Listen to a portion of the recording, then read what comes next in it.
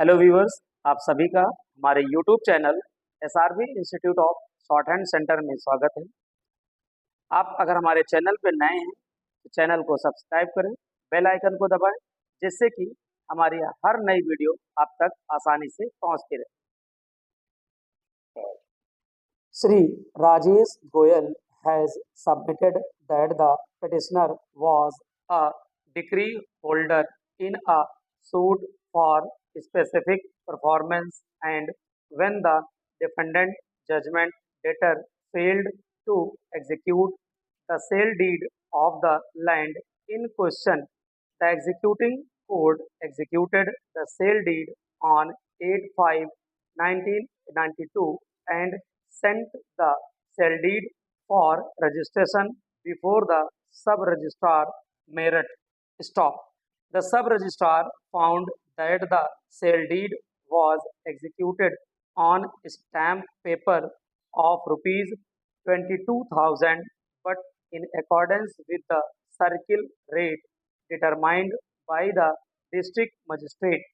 The value of the land in question would be rupees 1,80,000, and hence the stamp duty chargeable would be rupees 26,000.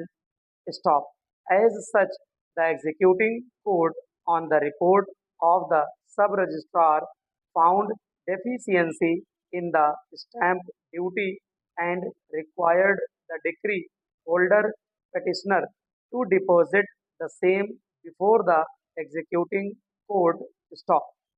According to him, the rules framed under Section 47 of the Stamp Act have provided a clear procedure for determination of the value of the land in case of dispute with respect to payment of stamp duty.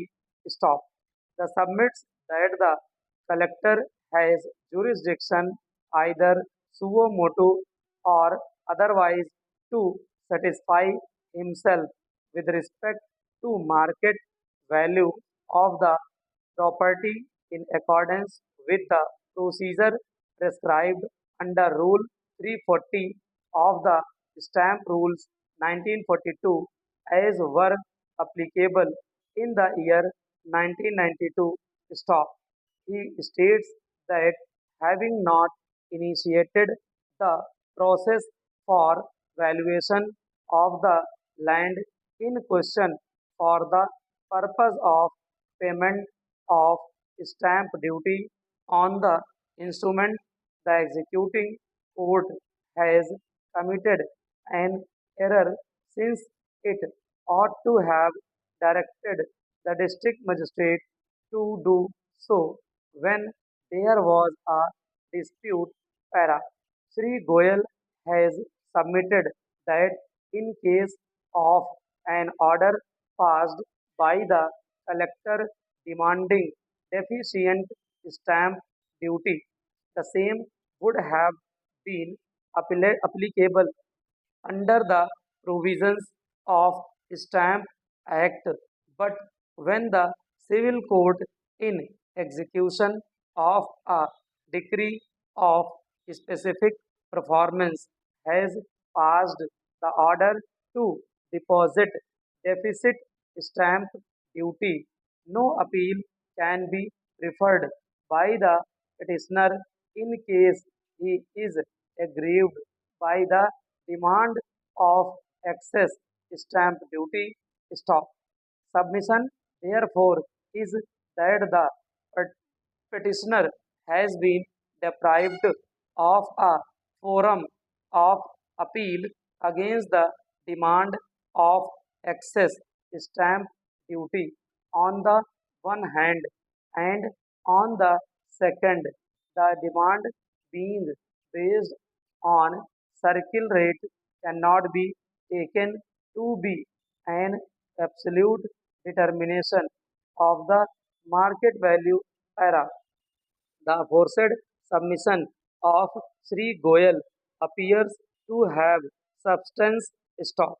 The Revenue Authority has not noticed the petitioner for deposit of deficient stamp duty. Stop. In fact, it has written to the executing court for payment of deficient stamp duty, and the executing court has directed the petitioner to deposit the same so as to stamp the sale deed and satisfy the decree for specific performance. Stop. Therefore, the right of appeal under the Stamp Act, if any, to the petitioner has been taken away. Stop. The second submission also appears to have force in as much as by the impugned order passed by the executing court, the valuation has been found on the basis of the circle rate determined by the district magistrate. Stop.